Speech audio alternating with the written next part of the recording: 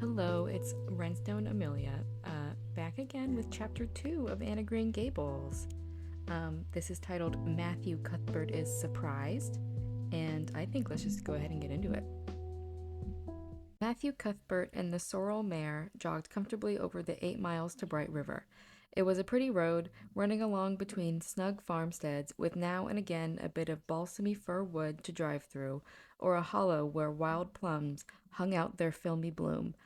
The air was sweet with the breath of many apple orchards, and the meadows sloped away in the distance to horizon mists of pearl and purples, while the wild birds sang as if it were the one day of summer in all the year. Reader's note, some of these descriptions are beautiful, but they're kind of tongue twisters to do aloud, so bear with me, please. Also, after my fiasco last chapter with the Avonlea, frickin', I'm clearly still struggling. I am taking the initiative this time to Google how to pronounce it first, and then maybe don't just go for it on the forever recording and then look it up. Anyway, back to the story. Matthew enjoyed the drive after his own fashion, except during the moments when he met women and had to nod to them. For in Prince Edward Island, you're supposed to nod to all and sundry you meet on the road, whether you know them or not. Matthew dreaded all women except Marilla and Mrs. Rachel. He had an uncomfortable feeling that the mysterious creatures were secretly laughing at him. He may have been quite right in thinking so, for he was an odd-looking personage with an ungainly figure and long iron-gray hair that touched his stooping shoulders, and a full, soft brown beard which he had worn ever since he was 20.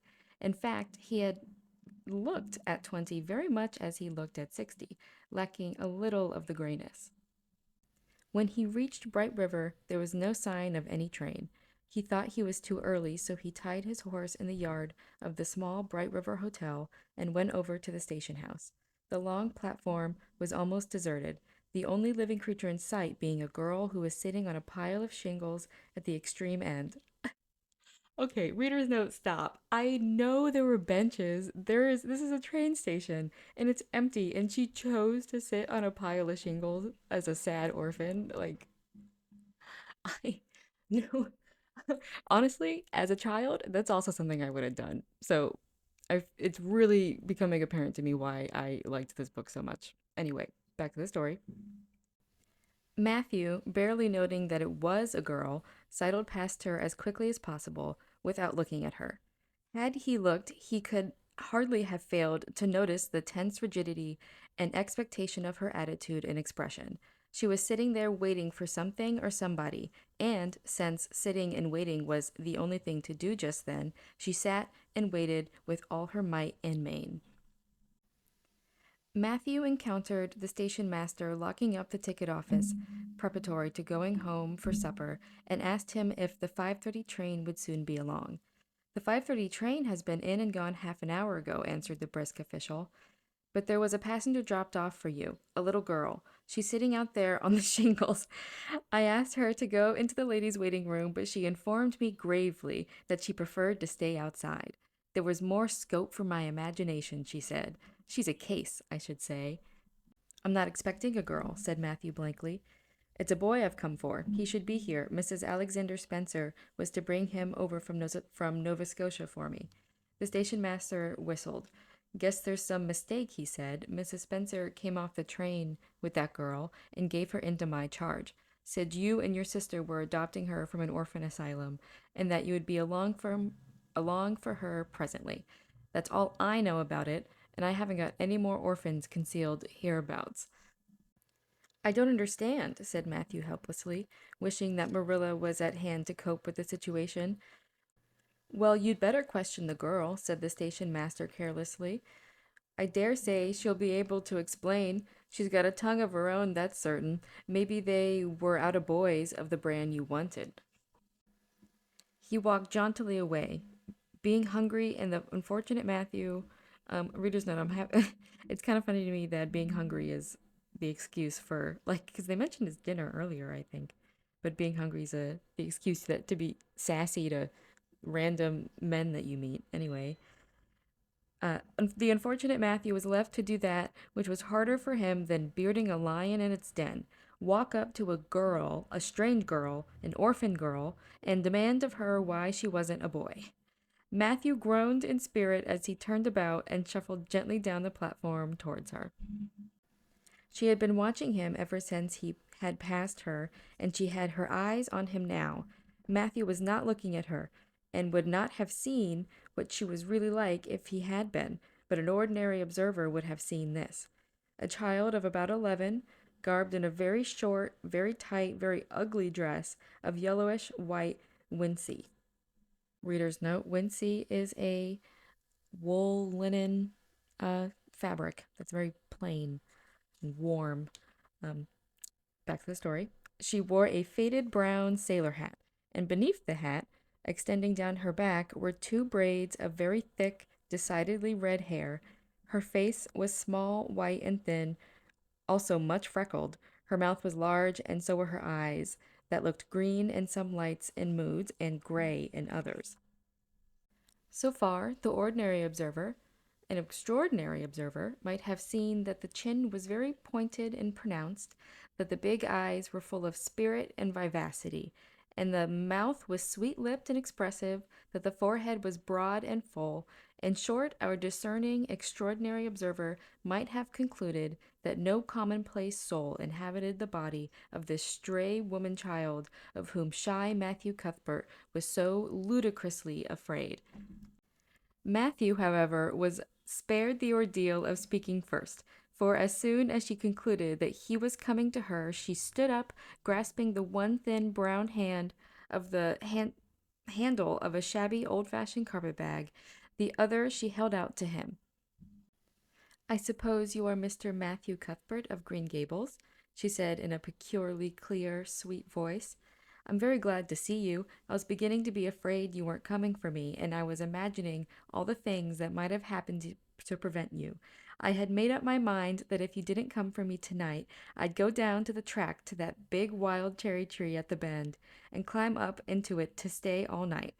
I wouldn't be a bit afraid, and it would be lovely to sleep in a wild cherry tree, all white with bloom in the moonshine, don't you think? You could imagine you were dwelling in marble halls, couldn't you? And I was quite sure you would come for me in the morning if you didn't tonight. Matthew had taken the scrawny little hand awkwardly in his. Then and there he decided what to do. He could not tell this child with the glowing eyes that there had been a mistake. He would take her home and let Marilla do that. He couldn't be left at Bright River anyhow, no matter what mistakes had been made, so all questions and explanations might as well be deferred until he was safely back at Green Gables. I'm sorry I was late, he said shyly. Come along, the horse is over in the yard. Give me your bag. Oh, I can carry it, the child responded cheerfully. It isn't heavy. I've got all my worldly goods in it, but it isn't heavy, and if it isn't carried in just a certain way, the handle pulls out. So I'd better keep it because I know the exact knack of it. It's an extremely old carpet bag. Oh, I'm very glad you've come, even if it would have been nice to sleep in a wild cherry tree. We've got to drive a long piece, haven't we? Mrs. Spencer said it was 8 miles. I'm glad because I love driving.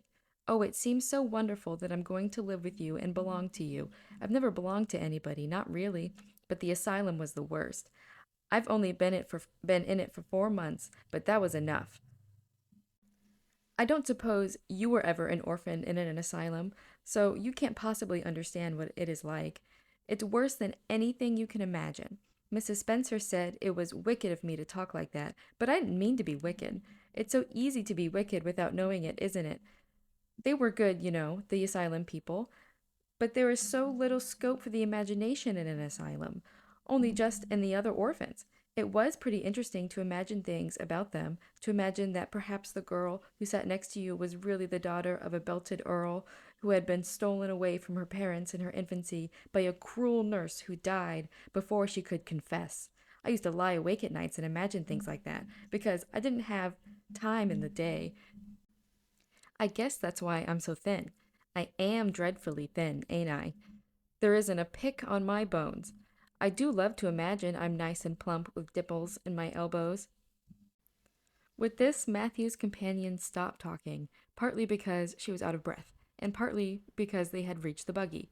Not another word did she say until they had left the village and were driving down a steep little hill, the road part of which had been cut so deeply into the soft soil that the banks, fringed with blooming wild cherry trees and slim white birches, were several feet above their heads.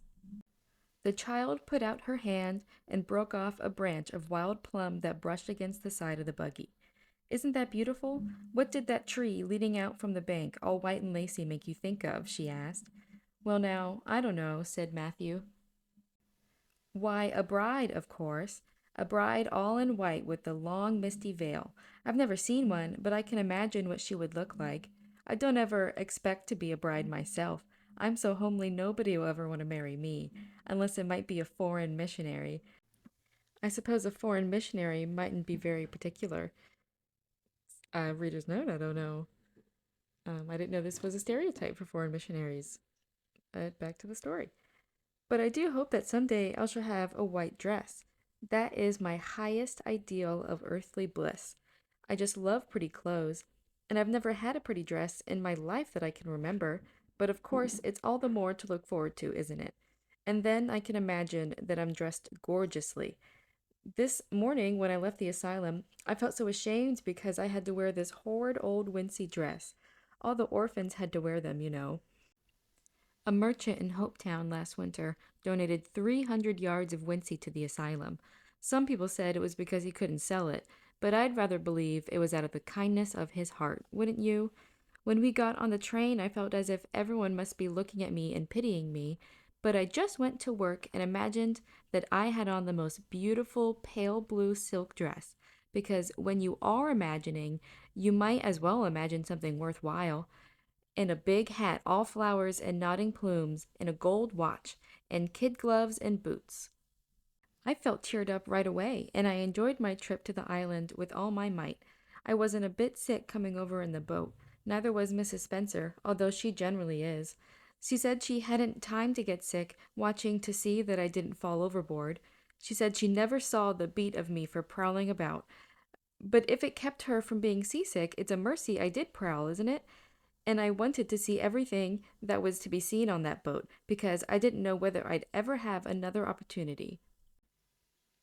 Oh, there were a lot more cherry trees all in bloom. This island is the bloomiest place.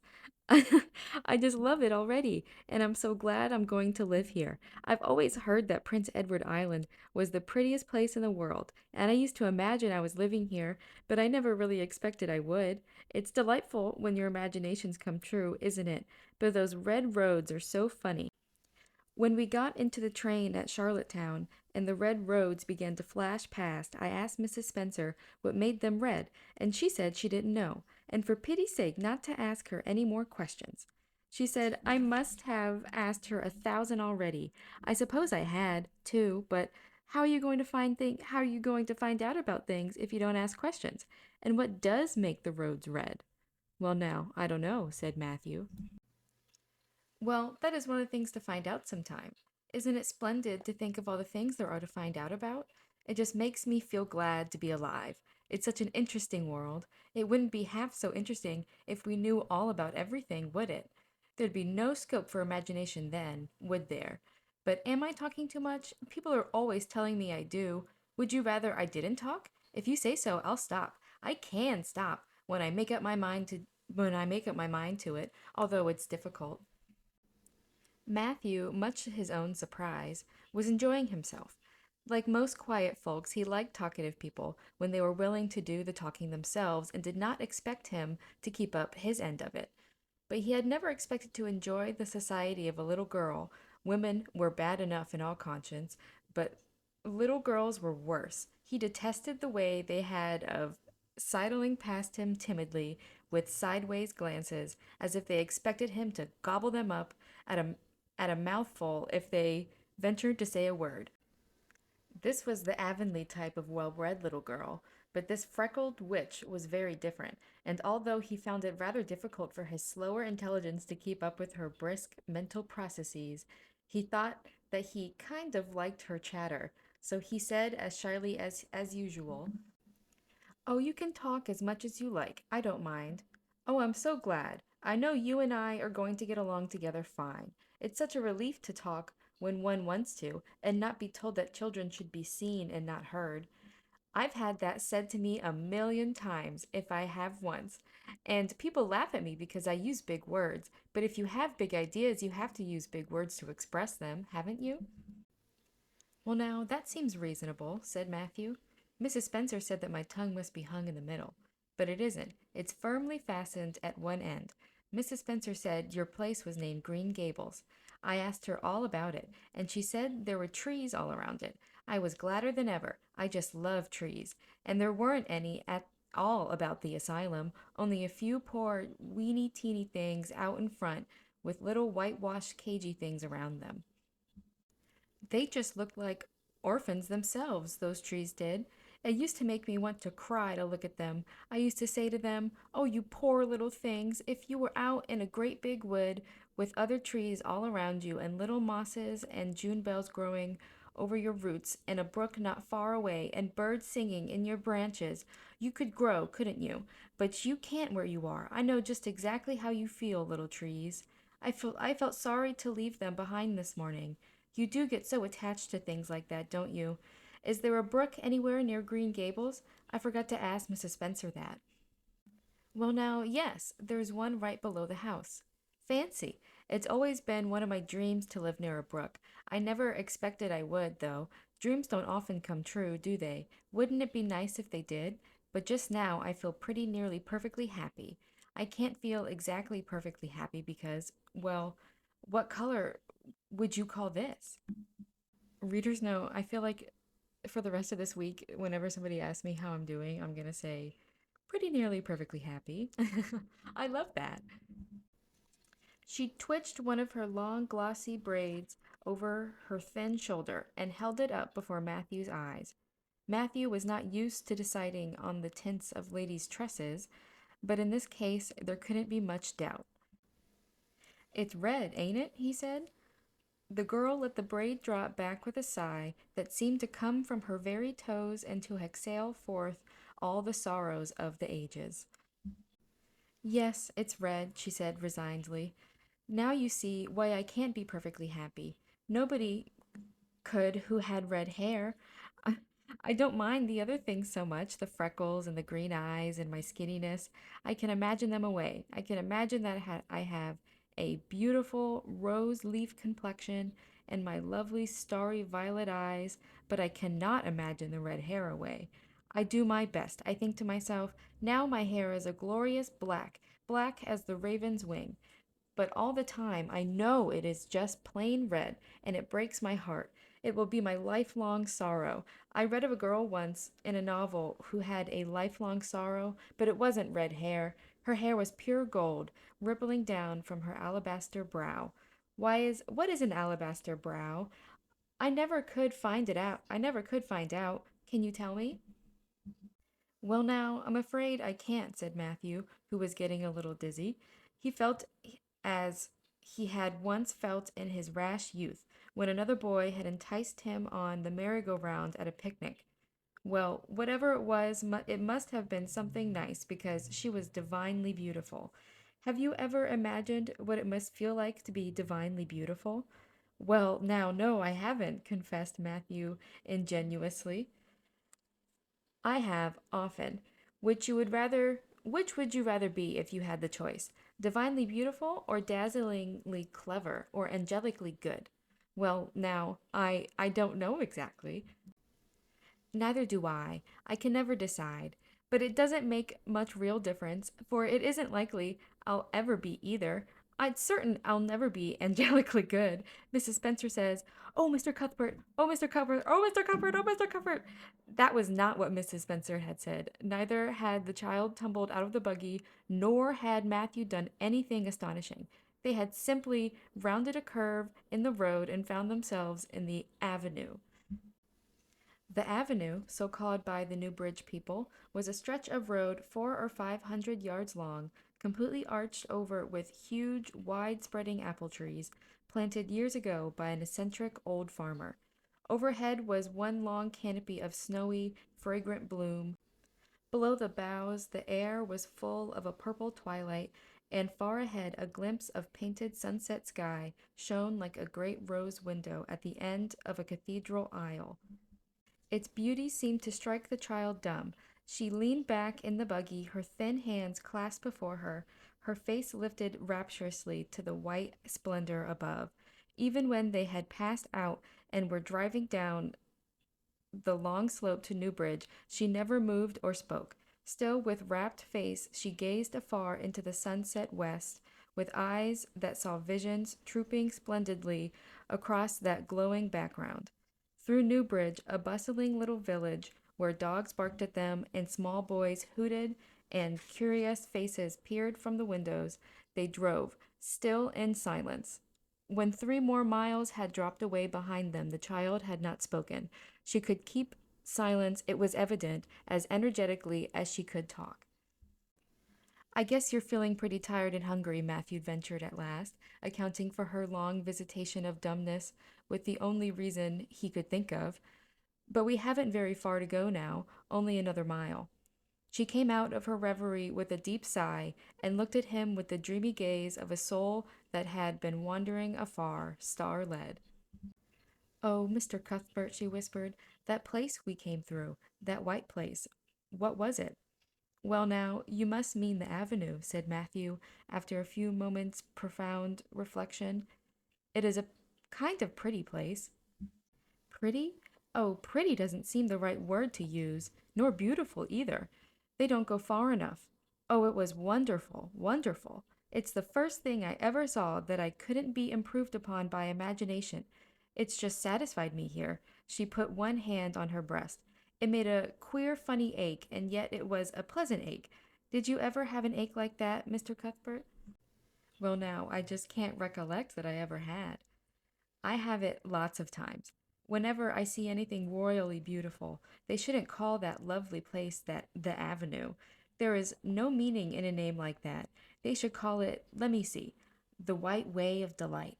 Isn't that a nice imaginative name? When I don't like the name of a place or a person, I always imagine a new one and always think of them so.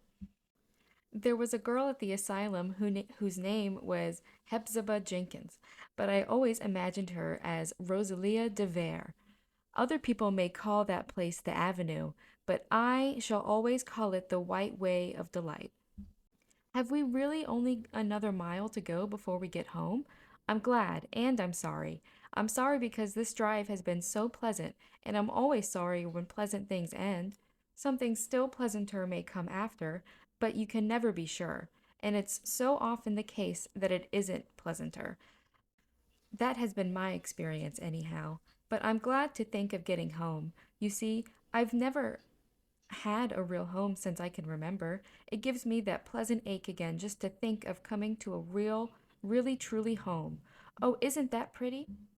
They had driven over the crest of a hill. Below them was a pond, looking almost like a river, so long and winding was it. A bridge spanned it midway, and from there to its lower end, where an amber-hued belt of sand hills shut it in from the dark blue gulf beyond, the water was a glory of many shifting hues, the most spiritual shadings of crocus and rose and ethereal green, and with other elusive tintings for which no name has ever been found. Above the bridge, the pond ran up into fringing groves of fir and maple, and lay all darkly translucent in their wavering shadows. Here and there a wild plum leaned out from the bank like a white-clad girl tiptoeing to her own reflection. From the marsh at the head of the pond came the clear, mournfully sweet chorus of the frogs. There was a little gray house peering around a white apple orchard on a slope beyond, and, although it was not quite dark, a light was shining from one of its windows. That's Barry's Pond, said Matthew. Oh, I don't like that name either. I shall call it, let me see, the Lake of Shining Waters. Yes, that is the right name for it. I know because of the thrill. When I hit on a name that suits exactly, it gives me a thrill. Do things ever give you a thrill? Matthew ruminated. Well, now, yes. It always kind of gives me a thrill to see them ugly white grubs that spade up in the cucumber beds. I hate the look of them. Oh, I don't think that can be exactly the same kind of a thrill. Do you think it can? There doesn't seem to be much connection between grubs and lakes of shining water, does there? But why do other people call it Barry's Pond? Readers know I love that Anne knows when to pivot, right? When to take the conversation back on track. I reckon because Mr. Barry lives up there in that house. Orchard Slope's the name of his place. If it wasn't for that big bush behind it, you could see Green Gables from here. But we have to go over the bridge and round by the road, so it's nearly half a mile further. Has Mr. Barry any little girls? Well, not so very little either, about my size. He's got one about 11. Her name is Diana. Oh, with a long indrawing of breath. What a perfectly lovely name. Well, now, I don't know. There's something dreadful heathenish about it, seems to me. I'd rather Jane or Mary or some sensible name like that. But when Diana was born, there was a schoolmaster boarding there, and they gave him the naming of her, and he called her Diana. Readers note, it definitely feels extreme to call the name Diana heathen-ish, so sorry to any Dianas out there. I don't think that about you. Um, and then also, I think it's kind of interesting that they were like renting out a room, it sounds like, to this guy. And they're just like, I guess he can name our baby if he wants to. Like, imagine naming your landlord's baby. Um, I think he did a good job considering. But back to the story. I wish there had been a schoolmaster like that around when I was born then. Oh, here we are at the bridge. I'm going to shut my eyes tight. I'm always afraid going over bridges. I can't help imagining that perhaps just as we get to the middle, they'll crumble up like a jackknife and nip us. So I shut my eyes. But I always have to open them for all when I think we're getting near the middle, because you see, if the bridge did crumple up, I'd want to see it crumple. What a jolly rumble it makes! I always like the rumble part of it. Isn't it splendid when there are so many things like this in the world? There, we're over. Now I'll look back. Good night, dear Lake of Shining Waters. I always say good night to the things I love, just as I would to people. I think I think they like it. The water looks as if it was smiling at me. When they had driven up the further hill and around the corner, Matthew said, We're pretty near home now. That's Green Gables over. Oh, don't tell me, she interrupted breathlessly, catching at his partially raised arm and shutting her eyes that she might not see his gesture. Let me guess. I'm sure I'll guess right. She opened her eyes and looked about her. They were on the crest of a hill. The sun had set some time since, but the landscape was still clear in the mellow afterlight. To the west, a dark church spire rose up against a marigold sky. Below was a little valley, and beyond a long, gently rising slope with snug farmsteads scattered along it. From one to another, the child's eyes darted, eager and wistful. At last, they lingered on one away to the left, far back from the road, dimly white with blossoming trees in the twilight of the surrounding woods. Over it, in the stainless southwest sky, a great crystal white star was shining like a lamp of guidance and promise. That's it, isn't it? She said, pointing. Matthew slapped the reins on the sorrel's back delightedly. Well, now you've guessed it, but I reckon Mrs. Spencer described it so's you could tell. No, she didn't. Really, she didn't. All she said might just as well have been about most of those other places. I hadn't any real idea what it looked like, but just as soon as I saw it, I felt it was home. Oh, it seems as if I must be in a dream. Do you know, my arm must be black and blue from the elbow up, for I've pinched myself so many times today. Every little while, a horrible, sickening feeling would come over me, and I'd be so afraid it was all a dream. Then I'd pinch myself to see if it was real, until suddenly I remembered that even supposing it was only a dream, I'd better go on dreaming as long as I could. So I stopped pinching. But it is real, and we're nearly home. Readers note something I love about Anne is how deep she can twist that knife. Like, this is Part of me wants to imagine that like she knows there was a mistake or something and she is just really working it to make Matthew feel bad. And it's working. It's working on me and I'm not even the adult in the situation. With a sigh of rapture, she relapsed into silence. Matthew stirred uneasily. He felt glad it would be Marilla and not he who would have to tell this waif of the world that the home she longed for was not to be hers after all.